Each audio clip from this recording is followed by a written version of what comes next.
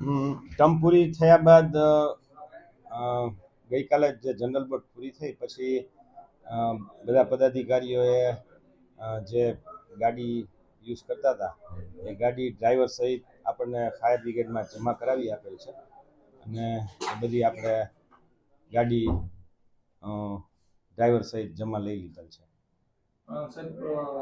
શું કહેશો, શું પ્રક્રિયા શું હોય છે? જનરલી પ્રક્રિયા તો ખાસ બીજી કંઈ હોતી નથી, પણ ટર્મ પૂરી થાય એટલે જે એમને વાહનો પરત સોંપવાના હોય છે, કારણ કે ગાડી છે એ બધી શ્રી કમિશનર સાહેબના નામે હોય છે અને રાજકોટ મહાનગરપાલિકા હસ્તકની ગાડીઓ બધી મેન્ટેન આપણે ફાયર બ્રિગેડ શાખા દ્વારા કરવામાં આવે છે. એટલે બધા પદાધિકારીઓએ પોતાની ગાડી ડ્રાઈવર સહિત ફાયર બ્રિગેડમાં આપેલી છે.